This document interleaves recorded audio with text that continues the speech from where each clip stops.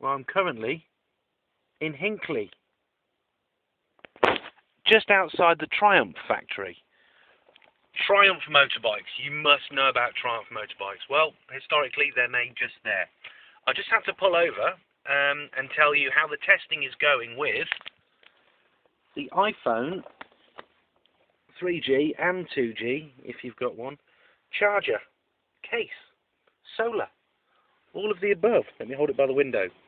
So, effectively, if you haven't read my blog, ourmaninside.com, go to the front page. You'll see the initial kind of thoughts on this little charger majiggly here. I basically just did a brief outline of the case. Sun's come out right on cue, which is nice. So there is the case. At the moment, what it's actually doing is charging the iPhone as well as charging the little battery there. So the little red light is on to show that it's charging. If I press that, it will tell me it's down to about 25% of the battery because all of the drain, all of the draw is going into the iPhone. But I've been driving along, listening to music with it there, just in the kind of little gauzy bit of the sunroof. So what have I done today? You might have noticed the iPhone battery is on full charge. It's full whack. I've made 4 or 5 or 6 phone calls. 5 to be safe. A few tweets. Loads of texts. And listen to music pretty much constantly. And what is it now? 1:45. So I would say that's not bad going. I'd say, yeah, I'm impressed. The battery is a little bit drained on there because it's been cloudy for the last couple of hours and it's been slowly topping up the iPhone. I can, now that the iPhone is full, in fact, let me have a look. I can turn that off just by sliding that to the right, left there. So that now is stopped charging the iPhone and is instead charging the internal lithium-ion polymer battery. Now, it's gone up to 75% charge because there's no draw on it. So it hasn't actually taken that much from the internal battery and given it a fully and kept the iPhone fully charged. Now, you may think of me as being a heavy user because of all the tweets and the bits and bobs. I'm not streaming video on it. It'd be interesting to see how it performs like that. Web use. I've done a lot of emailing and receiving of emails on the iPhone today. I'd say not a bad little gadget. Uses. If I was into travelling like I used to be into travelling, I could not resist to want to take some tech out. Excuse me for squinting. I've just dropped it on the floor now. I'm just going to put these on.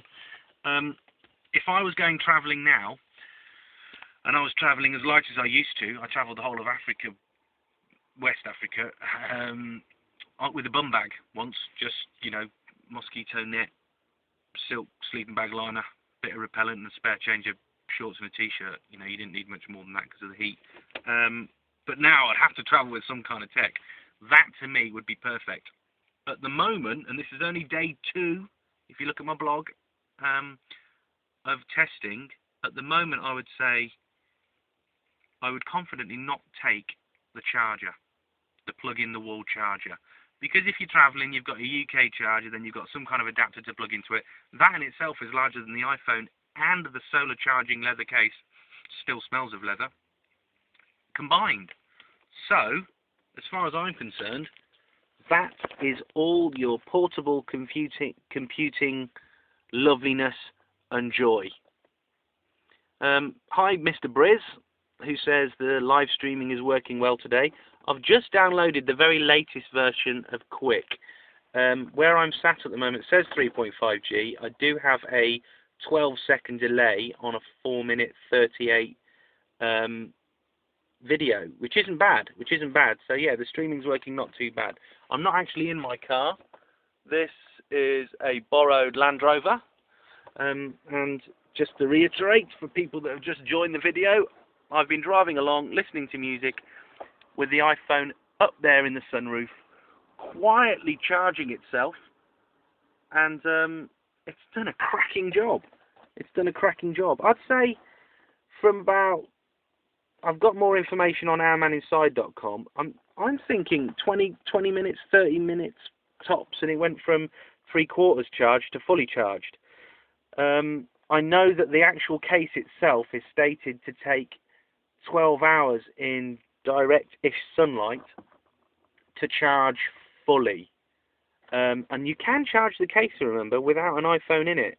That's a nice little touch. So you could kind of leave the case in the car, preferably not too much on display, as long as it's in the sun. Up there would be perfect.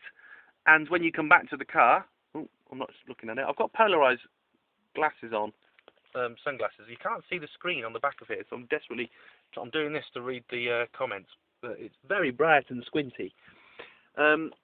Yeah, so you can charge it without it in its case. I must say that I do worry a little bit. I left it up there whilst I was driving on the motorway, constantly streaming music to my ears, but this didn't half get a bit hot.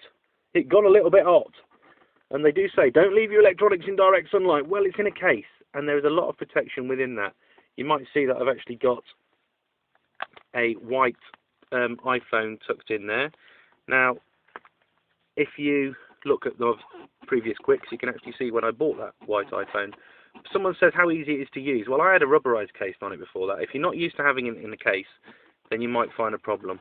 I would say that I found it absolutely no problem at all. In fact, it's even more open here, because there was just a hole there before. Hang on a second, I'm just going to drop my glasses a bit in case anybody's saying anything. So it's easier for me to use than my previous case, I think. I've chosen the one that flips down behind the back. If you look at the link on my website, you will see there are ones that flip to the side as well, and maybe even top loading. But I don't see how top loading would work, mainly because you've got that there, the plug at the top. Now, the iPhone isn't hot at all at the moment. It's pretty cool now, and it has been sitting in and out of sunlight for a good period of time.